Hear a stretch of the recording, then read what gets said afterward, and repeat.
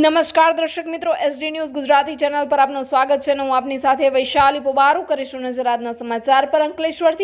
અંકલેશ્વર તાલુકા સેવા સદન ખાતે પ્રાંત અધિકારી સાહેબની અધ્યક્ષતામાં વિવિધ ખાતાઓના અધિકારીઓ તથા શાંતિ સમિતિના સભ્યો જોડે બેઠક યોજાઈ. આજ રોજ અંકલેશ્વર તાલુકા સેવા સદન ખાતે વિવિધ ખાતાઓના અધિકારીઓ તથા શાંતિ સમિતિના સભ્યો જોડે બેઠક યોજાઈ, જેમાં આવનારા તહેવારો સારી રીતે ઉજવી શકાય અને પ્રજાને અગવડ ના પડે તે હેતુસર તમામ ખાતાઓને અધિકારીઓને સૂચના અને ચર્ચાઓ કરી હતી.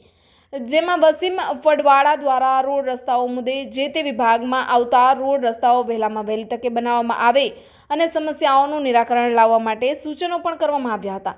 જ્યારે સુરેશભાઈ પટેલ દ્વારા ગણેશ વિસર્જન મુદ્દે સૂચનો કર્યા હતા.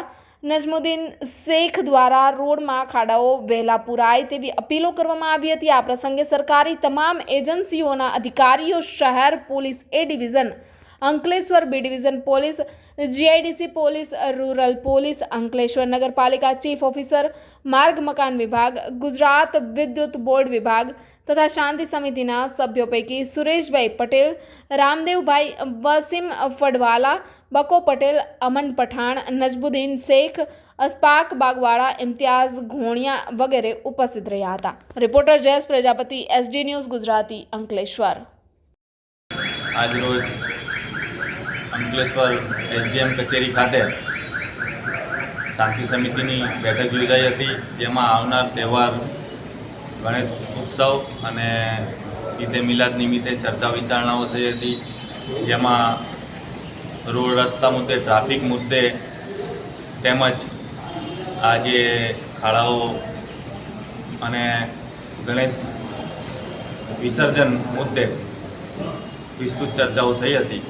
જેમાં તમામ સંકલન સમિતિના માર્ગ અને મકાન વિભાગ હોય, જીબી હોય, નગરપાલિકા હોય, જિલ્લા પંચાયતના અધિકારીઓ તેમજ પોલીસ વિભાગના અધિકારીઓ ઉપસ્થિત રહ્યા હતા.